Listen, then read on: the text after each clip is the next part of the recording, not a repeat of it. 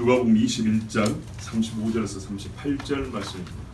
이날은 온 지구상에 가는 모든 사람에게 이 말이라. 이러므로 너희는 장차 오를 모든 일을 예비하고 인자 앞에서도 항상 기도하며 깨어있으라 하시니라. 예수께서 낮에는 성전에서 가르치시고 밤에는 나가 감람원이라 하는 산에서 쉬시니 모든 백성이 그 말씀을 들으려고 이른 아침에 성전에 나아가더라. 아멘. 35절에 이날은 온 지구상에 가는 모든 사람에게 이 말이라 그랬습니다. 무엇이 이날이고 이날은 무슨 일이 있을 것입니까? 무슨 일이 있는 날이죠? 잘 모르시겠습니까? 천지가 어쩐다고요? 5절부터 보세요. 어떤 사람들이 성전을 가리켜 그 아름다운 돌과 헌물로 꾸민 것을 말하며 예수께서 이르시되 너희 보는 이것들이 날이 이르면 돌 하나도 돌 위에 남지 않고 다 무너뜨려지리라 로부터 시작한 마지막 날이에요. 마태복음에 보면 주님 오실 때와 이 성전이 무너지는 그때를 묶어서 얘기하고 있죠. 묶어서 대답하고 있어요.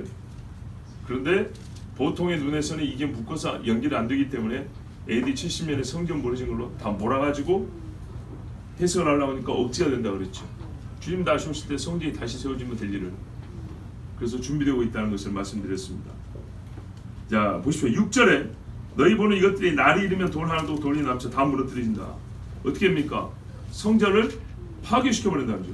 자 티투스 장군 로마 장군이 와서 없애버렸죠. 그리고 마지막에 또 무너뜨리는 그런 대사건이 있습니다. 그때 8절 보세요. 징조가 무엇입니까? 아니 이 무지막지한 일이 일어날 때 그렇죠. 하나님 징조를 먼저 보여주시죠.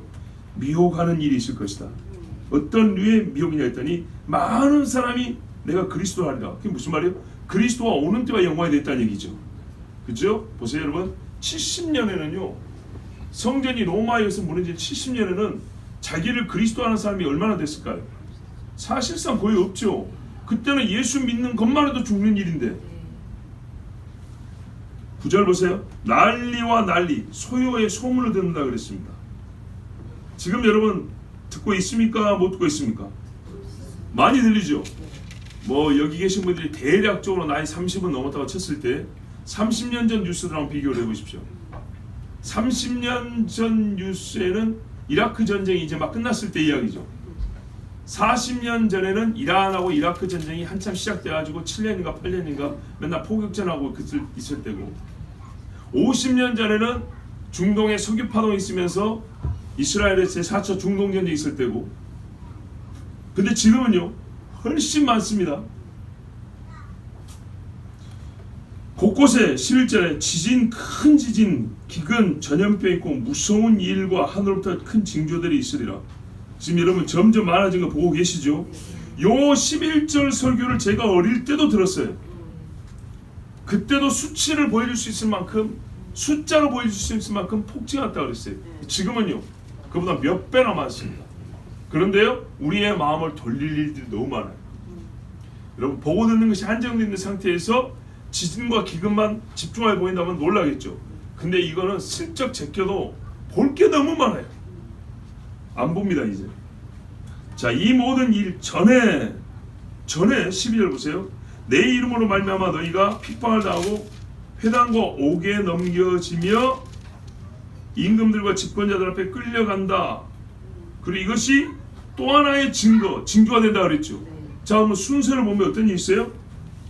예수 믿는 자들의 대대적인 핍박이 있고 기근과 하늘의 별이 떨어지고 어두워지는 큰 징조들이 있고요. 자, 시작은 됐지만은 이게 결정적인 이 최대치는 이 순서로 일어난다는 얘기입니다. 그리고 벌써 핍박도 오래됐죠. 자, 그 다음에 16절을 보세요. 심지어 부모와 형제와 친척과 벗이 너를 넘겨주고 죽이게 하고. 자, 이런 일이 역사 중에 많이 있었고 앞으로는 더 있을 겁니다. 그러나 너희 인내로 너희 영혼을 온다. 19절에 20절에 예루살렘의 군대들에게 에워싸이는 것을 보거든 멸망이 가까운 줄 알아. 그 멸망이 가까운 줄 알아. 이제 어떻게 해요? 끝날이 왔다는 겁니다. 자, 이와 같은 일들이 순차적으로 일어나면서 최종적으로는 전쟁입니다. 큰 전쟁으로 예루살렘이 포위가 됩니다. 포위가 되면 야 이제 진짜 끝이구나 생각하는 겁니다. 그때 살 수 있는 방법을 가르쳐 줄 테니까 유대에 있는 자들은 뭐라고요? 산으로 도망가라 그랬어요. 성내에 있는 자들은 나가라 그랬어요. 촌에 있는 자들 하여튼 마을로 들어가지 말고 저 밖으로 도망치라는 얘기입니다. 이게 가르쳐 주신 방법입니다. 22절 이날들은 기록된 모든 것을 이루는 징벌의 날이라고 했어요. 자, 전쟁이 왜 있어요? 징벌로 있는 거예요. 징벌로. 앞에 있는 징조들은요. 때가 이르렀다는 표이면서도 동시에 벌입니다. 벌. 기근에 굶어야죠. 전염병이 아파 죽어야죠. 벌입니다. 벌. 23절에 그날에는 똑같은 사람 모든 사람의 공이 같이 벌이 임하니까 몸이 약할수록 더 피해가 크겠죠. 같은 전염병이라도 몸이 약한 사람은 더 위험하죠. 같이 기근이 있어도 평상시에 쌓아놓은 양식이 없는 사람은 일찍 굶겠죠. 그런 겁니다. 그날에는 아이 벤 자들과 젖먹 있는 자들의 화가 있으면 그렇죠. 애기를 안고 뛰어야 되니까요. 그래서 제가 우스갯소리가 아니고 아빠들은 내 새끼 하나는 뛰고 달릴 수 있어야 된다고 말했죠. 이는 땅에 큰 환난과 이 백성에게 진노가 있겠습니다. 이스라엘 이야기네. 그렇게 생각하면 됩니까?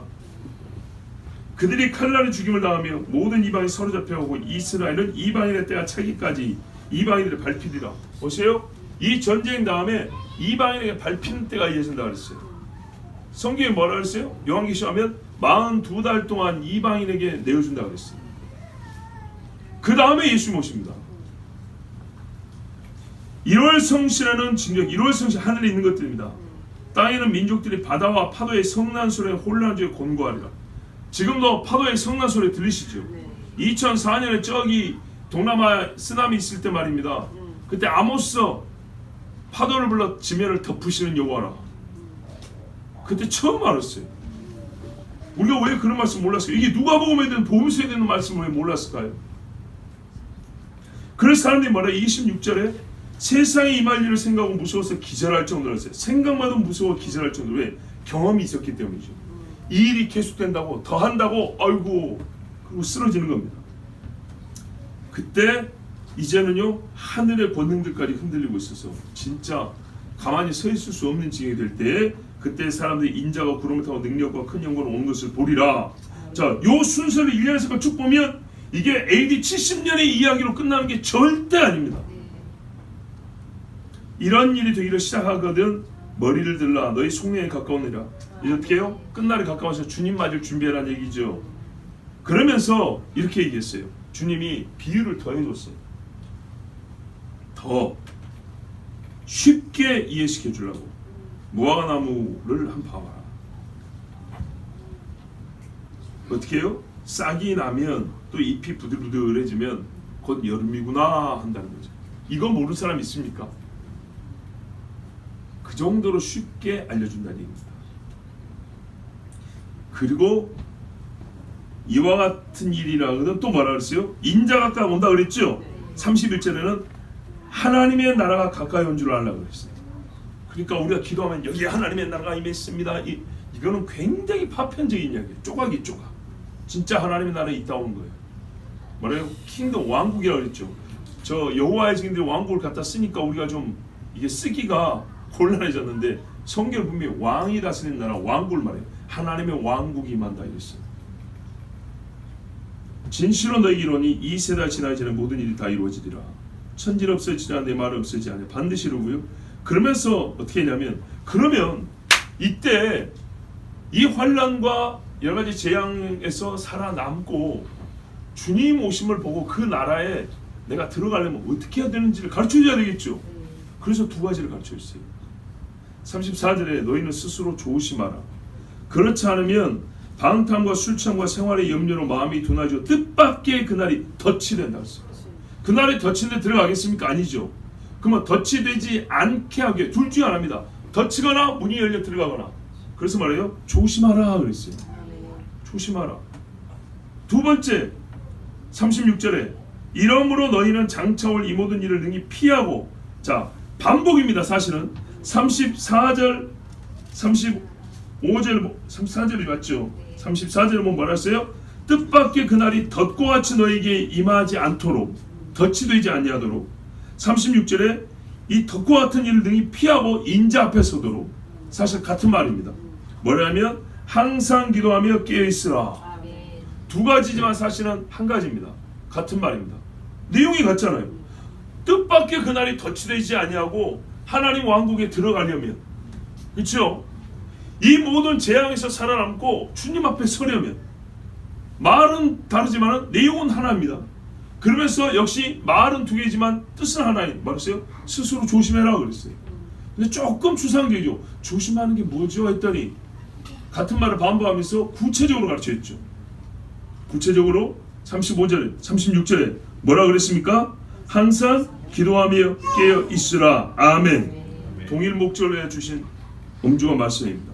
34절부터 36절까지 이제 논리를 따라 말하면 지구상에 임하는 이 모든 지구상에 있는 사람들이 겪어갈 이 일들, 무섭고 떨리는 이 심판의 말입니다.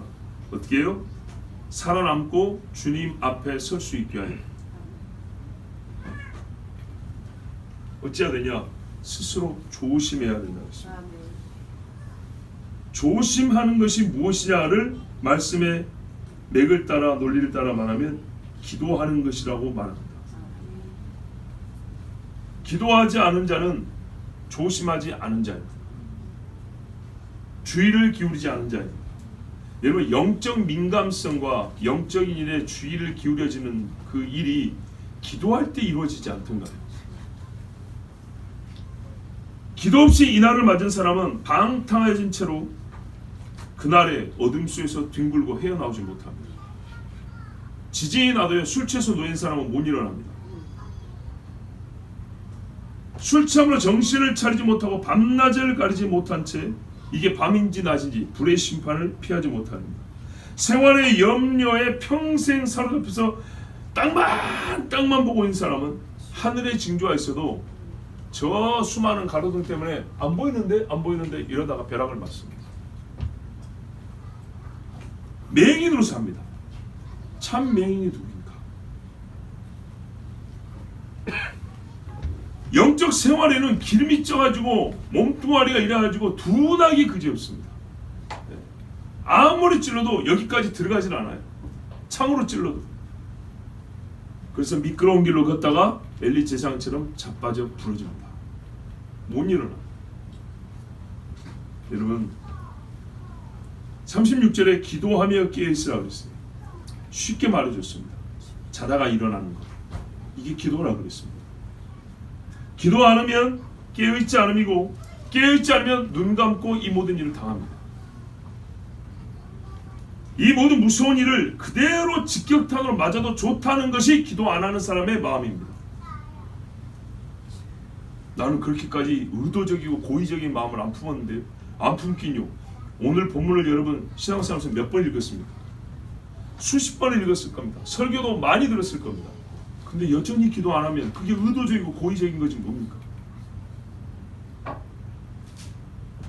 구원을 받지 않고 또 이뤄도 좋다는 굉장히 소신 있는 선포입니다. 굉장히 소신 있어요. 왜요? 예수님이 말씀하셨고 지금도 여러분 듣고 있는 중입니다.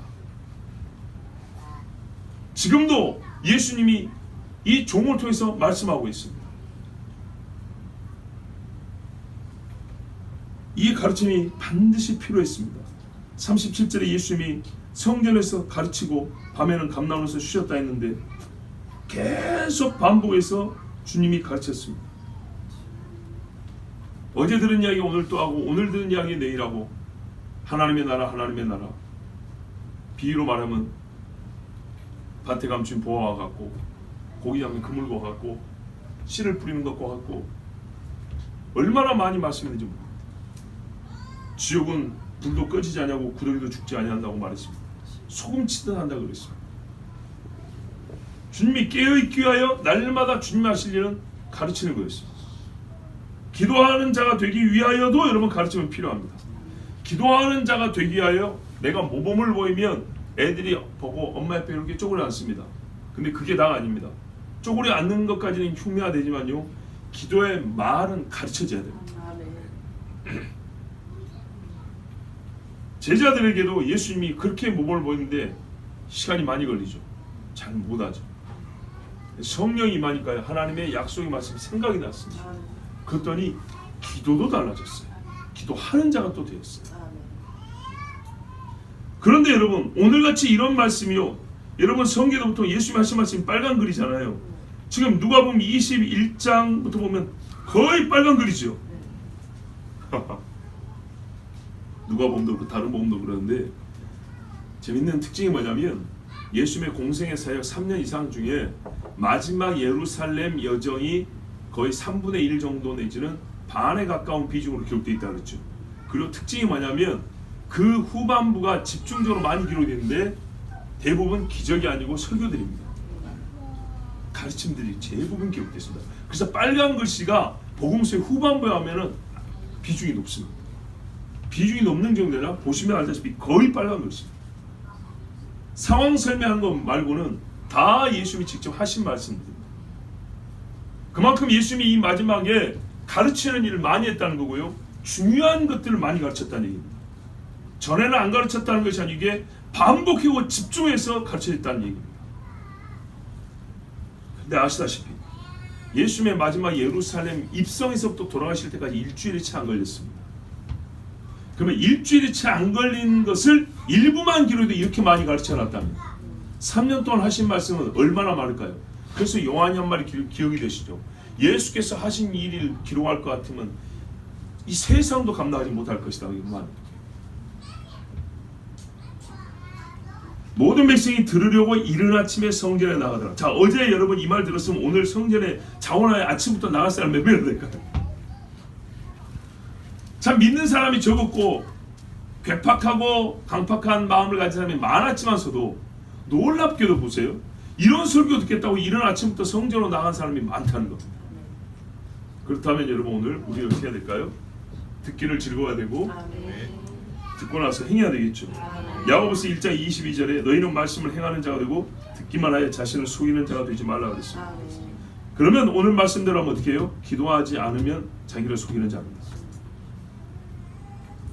여러분, 부담스러운 설교를 들을 때 이 설교를 이겨내는 방법이 있습니다. 40분, 50분만 참으면 된다. 의도적이지 않지만 스쳐 지나는 생각으로 그런 생각이 들 수 있습니다. 왜요? 밥 먹을 때는 이렇게 말 안 하거든요. 예배 끝나고 앞서면서 인사할 때는 이런 이야기 안 하거든요. 어쨌든 설교는 예배의 영웅이니까. 3일 후에 만났을 때도 엊그저께 설교하고 지금 지키고 있으니까 이런 말 안 하거든요. 기도 설교 오늘 했으니까 한 1년쯤 또 한 번 하겠지. 주기가 있다 이 말이죠. 기도 설교를 오늘하고 내일하고 다음 주하고 3주 연속 하랴. 그러지는 않다고 생각하실 거죠. 근데 혹시 모릅니다. 2달 동안 해버릴지. 안 하면, 기도 안 하면. 자, 여러분, 자기 자신을 속인다면요, 거짓말하는 것을 첫 번째 본인이 안다는 겁니다. 그렇죠? 그리고요, 그것을 계속한다는 얘기는요, 자기 자신을 인격을 속이는 자로 스스로 만들어간다는 얘기입니다. 그렇지 않습니까? 나 자신을 누가 만들어가냐? 내가 만듭니다. 자기 인격을 가장 손댈 수 있는 사람은 자기입니다. 자기 자신. 자기 자신이 제 인격을 손댑니다. 우리가 인상도 중요하다는 이유가 거기 있죠. 왜 인상이 중요하냐? 그 특정한 인상으로 오래 살았다는 얘기입니다. 많이 했다는 얘기입니다. 그렇죠? 흘기는 눈을 자꾸 이렇게 하는 셈이 있어요. 평상시에도 이렇게 많이 했다는 얘기입니다. 이게 40년 되면요, 다른 사람은 그냥 이렇게 쳐다보는데 이 사람은 뭘 볼 때도 이렇게 봅니다. 그래서 딱 보면 저 사람은 다른 사람에 비해서 흘겨보는 일을 오래 했었구나 라고 짐작합니다. 틀릴까요? 맞을까요? 되게 맞습니다. 자기 인격을 자기가 만듭니다.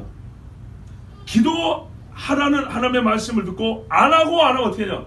신앙인으로서, 기도 안 하는 신앙인으로서 자기가 자기를 만들어가는 겁니다. 그러면서 나는 예수 잘 믿는 사람이라고 생각할 수 있겠죠.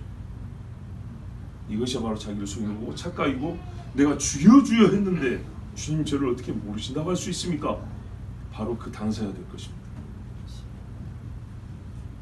하나님 말씀을 들은 자들, 설교를 정기적으로 듣는 사람들은 그렇지 않은 사람보다 대개 양심의 허물어짐이 덜합니다. 이 세대 양심에 화인 맞고 허물어지고 죽어버린 사람이 많다고 하죠. 그런데요, 그래도 여러분 정기적으로 우리 스켈리 하는 사람은 이가 조금 더 깨끗하겠죠. 그런 것처럼 정기적으로 하나님 말씀을 듣기라도 하는 사람은 안 듣는 사람보다야 양심의 힘이 떨어지는 건 좀 덜하단 말이죠. 주사 한 대 맞으면 힘이 덜 떨어지는 것처럼 조금이라도 남아있어요. 그렇지만요, 설교도 듣고 양심도 아직 어느 정도 살아있는데 이것이 양심이 살아서 작동하는 정도의 안심하고 기도를 게을리하는 사람은 진짜 어리석은 사람입니다. 왜냐? 여러분, 양심이란 건 말입니다, 천부적으로 주어진 의의 감각입니다. 참 양심에 대해서 전에도 말씀드렸는데 오늘 한번 다시 생각해 보세요. 천부적인 의의 감각, 의냐 불이냐를 생각하지 않고요 즉시로 알게 하는 것이 양심입니다. 그런데 이거를 정말 좀 수준 떨어지게 얘기해 볼까요? 단순하게 해볼까요? 양심이란 그래봐야 어쨌든 일종의 느낌입니다. 느낌이에요, 느낌. 왜요? 순간적으로 느껴지는 거잖아. 느낌이. 그래서 양심이 많이 살아있고 하나님 앞에 의의 감각이 살아있는 사람들 어떠냐? 그 느낌만 갖고도요 해야 할 일과 하지 않아야 할 일을요 정합니다. 그렇죠? 양심의 활동력이 강한 사람일수록 그렇게 한다고요. 근데 대개는요, 우리가요 서로 알면서도 안 하는 일이 많고, 그렇죠? 틀리면서도 하는 일이 살면서 여러 개 있죠. 보세요, 우리는 양심이 대부분 어느 정도는 병든 상태로 살아요. 죽지는 않았는데 설교도 들을 수 있고요 깨달을 정도의 양심이 있는데 의의 일과 불의의 일이 눈앞에 있을 때 선택하는 거 보면 항상 의로 선택하냐? 안 그렇다는 얘기죠. 기형이거나 병든 양심이에요. 그러면 우리가 조금이라도 의를 해하고 싶죠. 양심만 갖고 안 되는 거죠. 참 좋은 거지만 이것만 갖고 안 돼요. 그럼 뭐가 더 도움이 되냐? 그 다음에 우리의 행위를 의로 인도할 수 있는 어떤 힘이 뭐가 있냐 했을 때요, 이거 느낌이라고 그랬죠. 느낌 다음이 뭐냐면 여러분 사고입니다. 사고, 생각. 근데 생각은요 반드시 지식이 있어야 합니다. 언어가 있어야 되는 건 당연하고 지식이 있어야 됩니다. 성경의 언어와 성경의 언어뿐만 아니라 그 언어가 하나의 지식을 담고 있는 언어로서 내 속에 들어있어야 합니다. 아멘. 하나님 말씀에 이랬어. 양심이 스쳐졌는데 이런데 떠오르는 거예요. 오만한 자의 길에 서지 아니하고 떠오르는 겁니다. 모세는 잠시 죄악의 낙을 누린 것보다 하나님의 백성과 함께 더 고난받기를 즐거웠다는데 그리스도께서 상주심을 바라봅니다. 이 말씀이 떠오르면 어떻게 해요? 행동이 달라지는 겁니다. 지식에 따른 생각함. 그래서 우리가 이렇게 말이죠. 그때 행동을 바꾼 다음에 보통 고백적으로 하는 말이, 그때 사실 마음에 치더라고. 근데 내가 무시했지. 근데 보통 어떻게 해? 근데 곰곰이 생각해 보니까 안 되겠더라. 그래서 바꿨지. 이런 말들 하죠.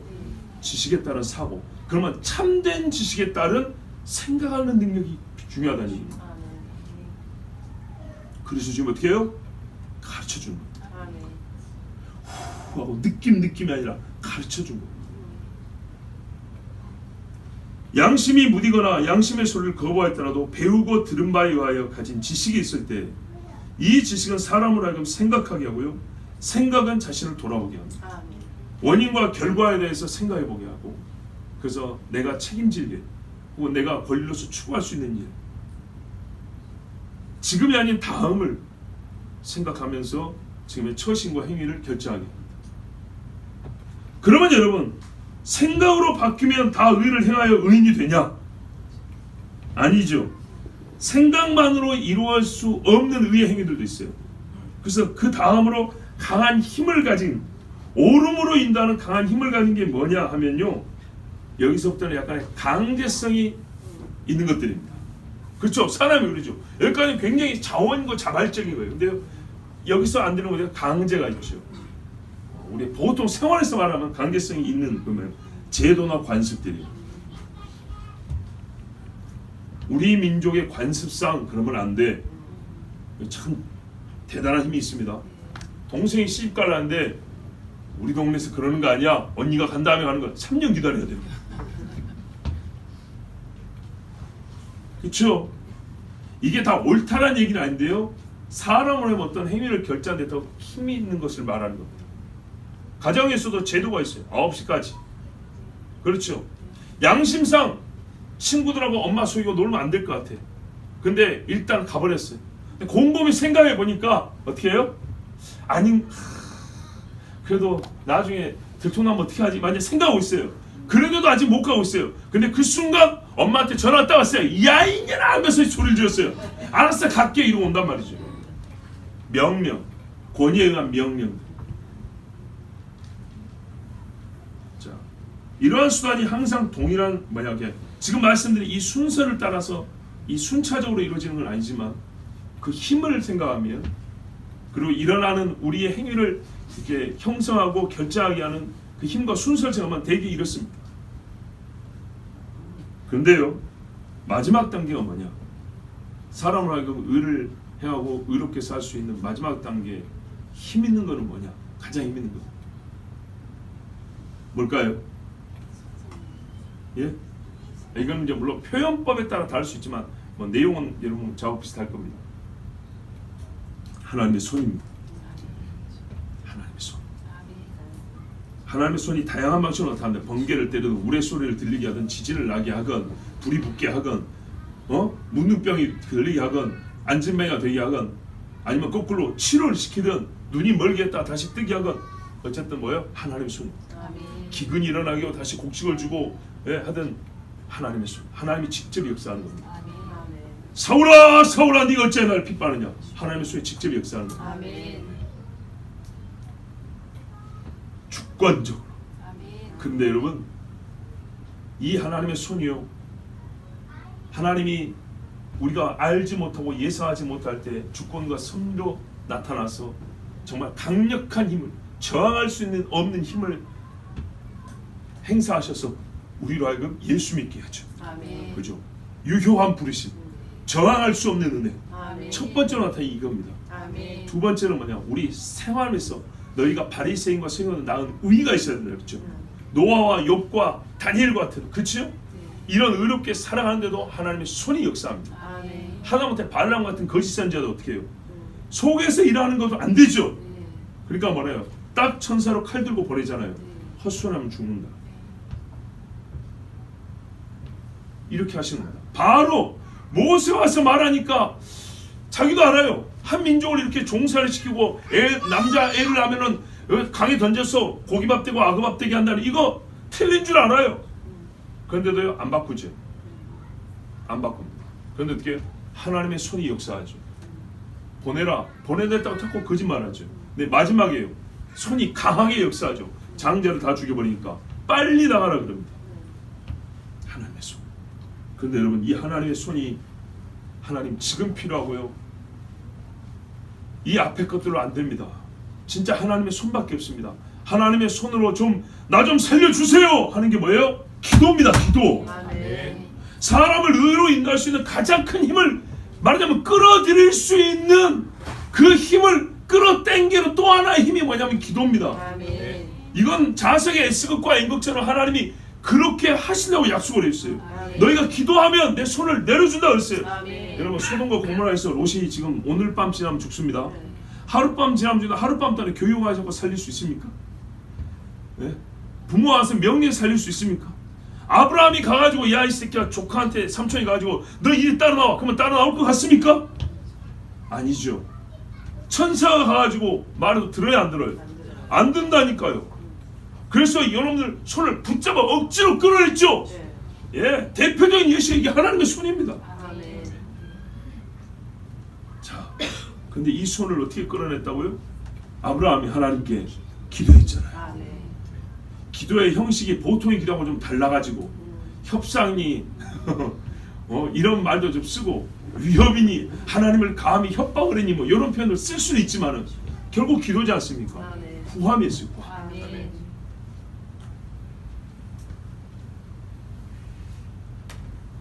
여러분 우리 교회 나음이 무엇입니까? 무언가를 말할 수 있겠지만 우리의 신앙의 가장 기본적인 것과 중요한 것을 논하여 볼 때 사실 그렇게 잘한 것이 없습니다. 우리는 말씀 중심의 신앙이라는 하나의 목표가 있는 정도에 불과합니다. 말씀이 중요하여 우리 삶에 많은 변화가 일어나는 건 사실이지만 아직 우리는 여기에 머물러 있는 단계라는 겁니다. 조금의 열매를 얻었지만은 더 큰 열매를 아직 얻지 못하고 있습니다. 어떤 교회 가면요, 안타깝게도 수십 년 동안 별로 들을 것 없는 설교를 듣고 신앙생활하는 교인들이 있습니다. 오해하지 마세요. 지금 저하고 비교하는 게 아니고 있어요, 없어요? 있어요. 분명히 있는 이야기를 하는 겁니다. 있는 이야기. 설교부터 시작하는 겁니다. 그런데요, 그런 교회인데도 불구하고 예배당을 지켜서 서로 순번전에서 기도하는 전통을 40년, 50년 가진 교회가 있어요. 말씀 중심으로 우리가 변하고 있는데 우리는 보통 찰나적이고 개별 사건적으로 변했지, 줄기차고 오래 있는, 아까 말했죠, 전통으로서 하나님 앞에 한 번 변하여 꾸준하게 지켜오고 있는 그것이 아직 없어요. 여러분, 명문 가문, 명문 집안, 뿌리 깊은 신앙의 가정 집들 보세요. 오래된 것들이 있습니다. 신앙에 오래된 관습이 있고요, 그 집안의 전통이 있습니다. 유대인들의 교육 방식을 대단하다는 게 뭐죠? 교육이 대단하다는 것은 방식의 훌륭함도 있지만요, 뭐예요?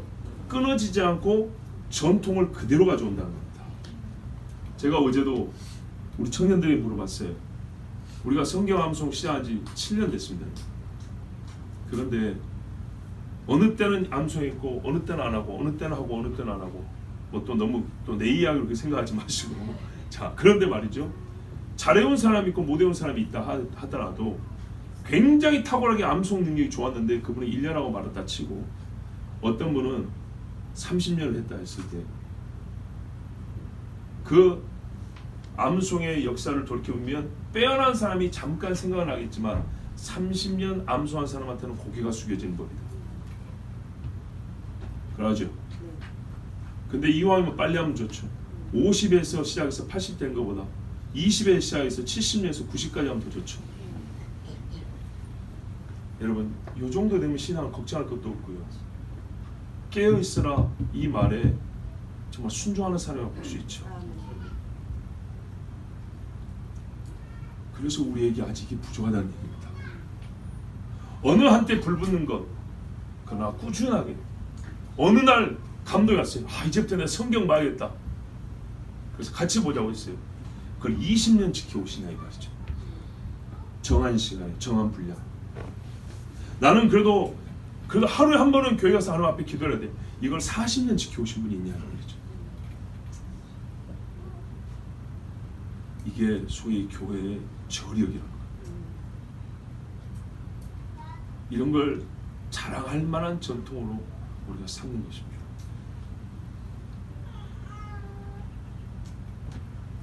비행기를 2번, 3번 갈아타고서도 선교지를 찾는 교회들도 있습니다. 7시간, 10시간이 아니고요, 아프리카 같은 데는 2번, 3번씩 갈아타, 또 배 타고 들어가야 돼요. 조그만 교회인데 20명, 30명밖에 안 보이는 교회인데도 하는 데가 있습니다. 단기 선교를 가냐 못 가냐를 얘기하는 것이 아니고요, 선교적 마인드를 얘기하는 겁니다. 우리도 단기 선교 간다. 우리도 여기도 가봤고 저기도 가봤다가 아니라 간다고 마음 먹으면 2시간 차 타고도 갈 수 있는 데도 가고 20시간 비행기 타고 가는 데도 간다. 상관없이 하나님이 지시하면 간다. 요 정도까지 가야 되는 거죠. 돈 20만 원 들고 갈 수 있는 데도 있고 2천만 원 들고 가도 부족한 데가 있지만 하나님이 가라 하면 동그라미가 몇 개 붙었냐 상관없이 간다. 이게 상관이 안 될 정도가 됐을 때 그 교회가 선교에 강한 교회라고 합니다.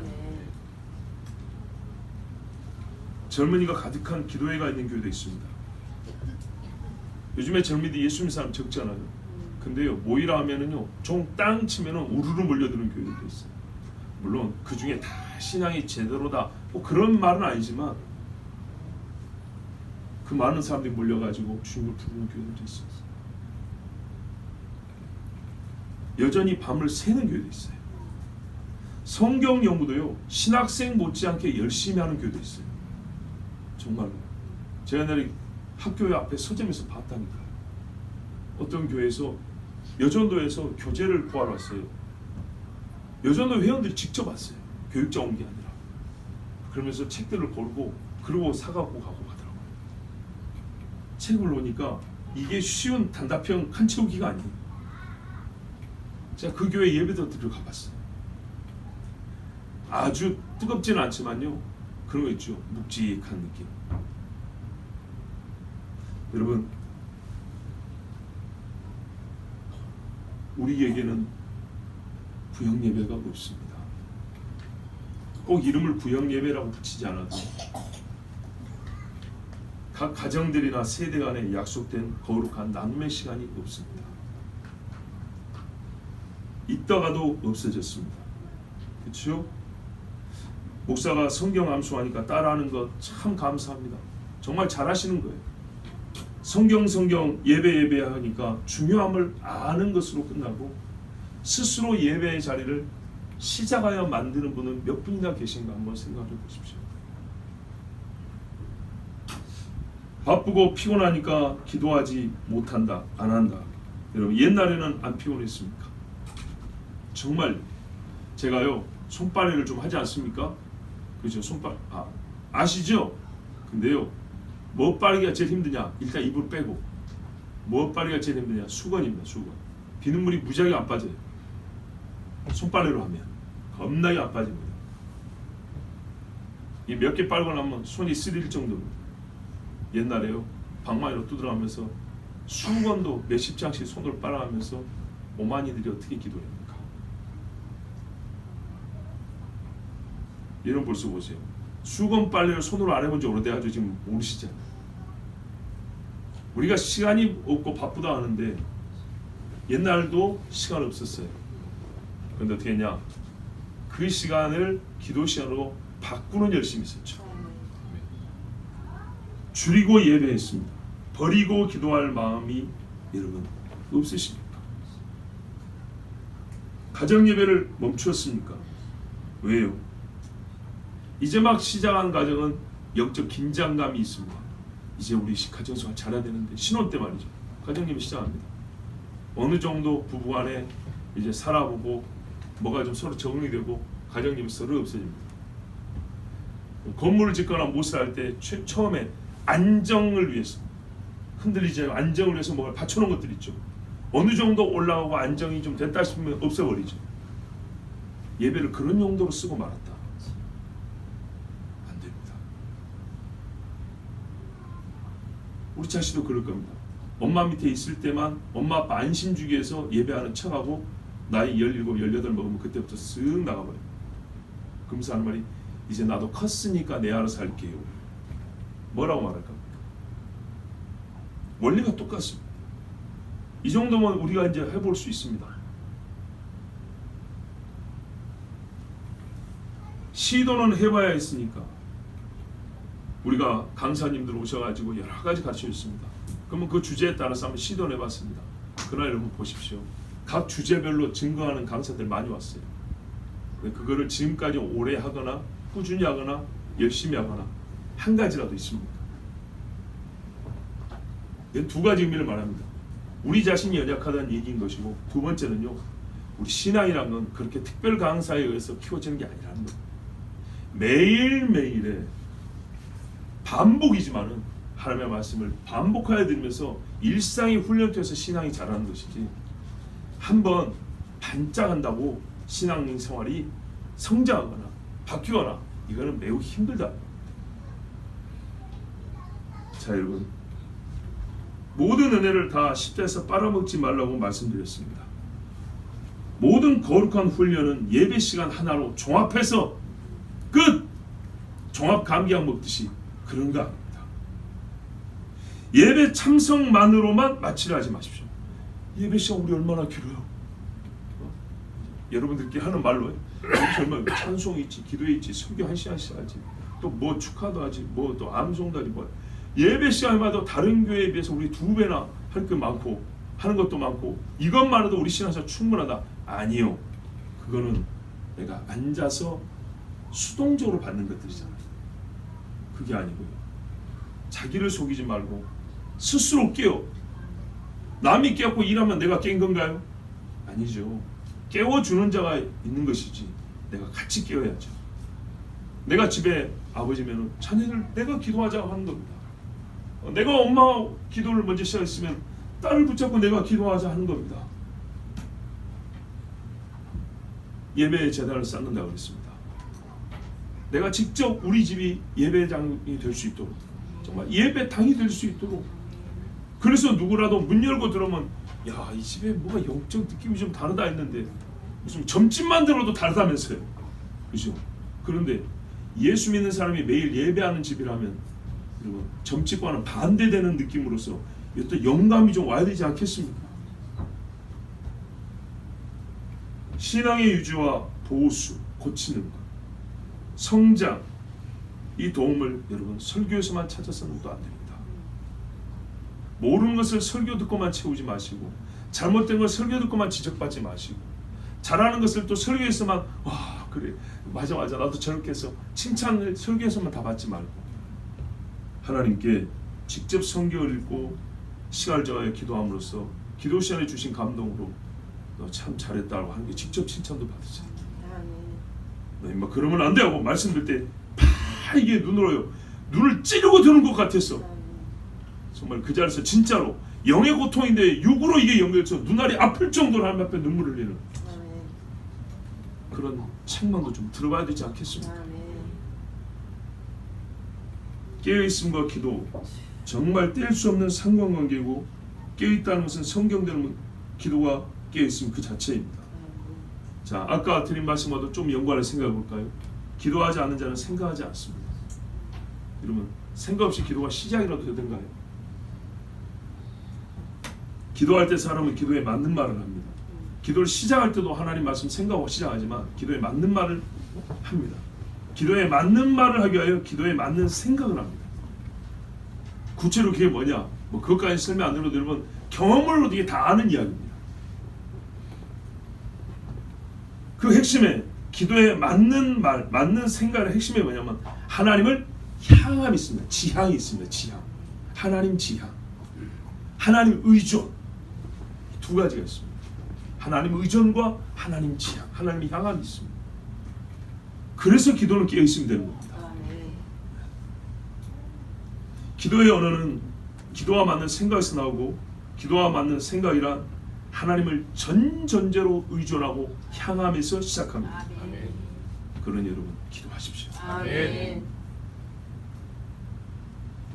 저는 오늘 누가복음 21장을 읽고 그날이 오니까 기도하라는, 그냥 그날이 오니까 기도하라는, 몸통이 없이 머리와 발을 연결하는 이런 공허한 결론을 내고 여러분에게 그냥 기도하라고 말하는 게 아닙니다. 우리 집은 그날 이날을 피하라고 그랬습니다. 도망가라는 얘기 아니고요. 환난은 죽음을 목적으로 옵니다. 그죠? 그 죽음을 벗어나는 걸 얘기합니다. 죽음의 힘을 벗겨내는 겁니다. 오지 않게 막으라고 하는 것이 아닙니다. 너희가 기도하여 환난 오지 마라 이게 아니고요. 환난이 와서 나를 때리는 대로 생존하여 남는 것. 그날을 견디고 주님 앞에 서야 한다고 말씀했습니다. 그렇죠? 너희는 어느 한 끼를 쉬고 있다가 날 끝났으니까 이제 나오면 돼. 이렇게 나오기 위하여 기도하는 게 아닙니다. 모든 일을 견디는 거예요. 전신갑주도 뭐라 했습니까? 그날에 싸우고 난 후에 서기 위함이라고 했습니다.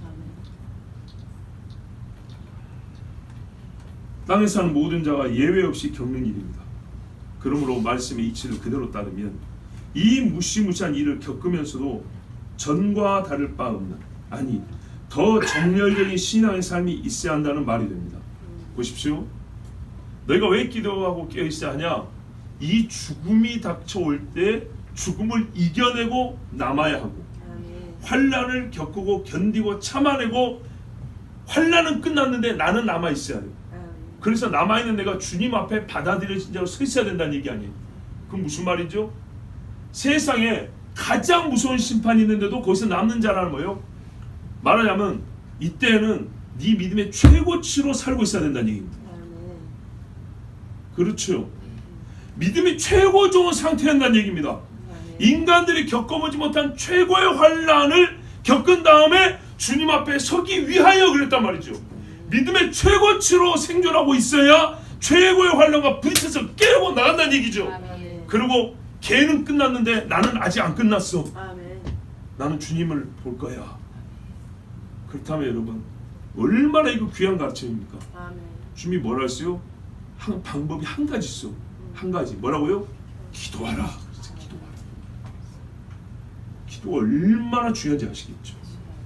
기도하지 않고 내 성경 1000번 읽었는데 안 된다니까요. 하나님의 전신갑주 해석이 바빠요. 해석이. 근데 제가 말씀드렸죠. 옛날에 자 2010년도에 그 말씀 설교를 했는데 그때 몇 주 연속 강의를 했어요. 그리고 마지막에 뭐라 하면 이제 영적 체력을 기르라 그랬어요. 전신갑주, 투구, 칼, 방패 이거 주면 니 들고 설 수라도 있겠냐? 이 무거운 거 찾으면 일어서기라고 하겠냐고. 그거 근수만 달아도 몇십 킬로 나가는데 이걸 들고 일어서겠냐고. 칼 휘두르겠냐고요. 여러분 3kg짜리 2kg짜리 칼 들고 휘둘 수 있겠어요? 한 번은 휘둘겠지 회수가 안 돼 이제. 예? 이거를 능수능란을 쓰기라면요 전략적인 사고 내야 되지만 뭐라 했어요? 기도가 그 뒤에 붙었어요. 힘이 없으면 돌릴 수가 없는 거예요. 그 힘은요 체력만 있는 게 아니고 마음의 담대함도 겸하고 있어요. 예. 용기가 없으면 제 아무리 이거 들고 있으면 안 되는 거예요. 기도가 있으면 담대해지고 기도하면 힘이 있어서 들고 휘둘 수가 있습니다. 그럼 말씀을 보면요 전략과 전술을 배웁니다. 그런데 기도 안 하고요 이거 했었고 궁원에 투고 율동하기는 좋아요. 그죠? 뭐 만들기는 좋은데 이게 그냥 상상으로 되는 문제가 아니에요. 그리고 훈련을 해야 됩니다. 말씀 읽었으면요 칼로 휘둘러보는 훈련을 해야죠. 그죠? 종이도 잘라보고요 나무도 잘라보고 그래야 마귀하고 싸우죠. 방패도요 드는 훈련을 해봐야죠. 이걸 들고 걸을 때와 뛸 때가 다르단 말이에요. 그런데 이 모든 일을 하지 않냐고 그냥 그림으로 멋지게 로마군 병사 딱 그러고 와 우리가 저렇게 한 거 이게 뭐 막 착용된 느낌만 소위 아이템 획득 그걸로 끝나는 게 아닙니다. 교회 와서 여러 사람이 여러 은사를 가지고 있습니다. 그래서 그 중에 머물다 가면 여기저기서 좋은 것들이 막 붙어 있는 것 같습니다. 남의 겁니다. 그리고 나는 돕기 위해서만 있는 것이지. 이게 기도가 있지 않냐고 믿음으로 결합되어 있지 않으면 금세 없어져 버립니다. 착각입니다. 여전히 내가 힘이 있어 기후를 떨치리라 한 삼손같이 되어버리는 겁니다.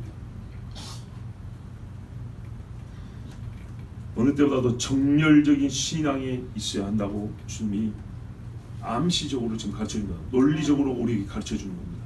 그 정열적인 신앙, 세상이 너를 태우라 할 때 네가 세상을 태울 정도의 신앙이 아니면 안 된다고 합니다. 그래야 이기는 거죠. 내가 네를 태우고 남는 거죠. 그러면 반드시 기도해야 한다고 말씀했습니다.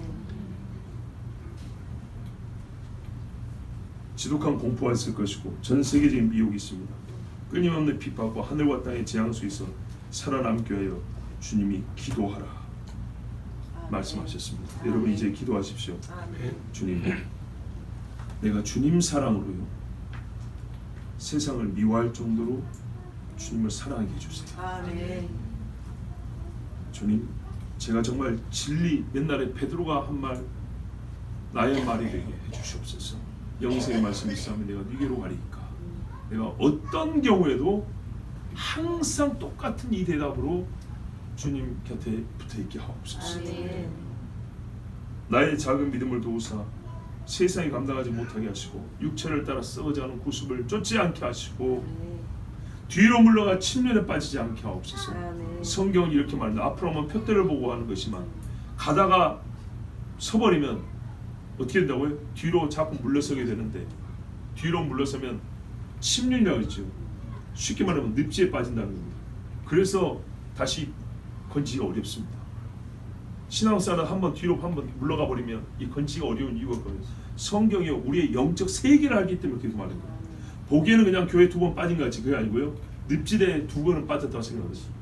3걸음, 4걸음, 5걸음 빠지면 이만큼 차버립니다. 끄집어내기가 얼마나 어려운지 모릅니다.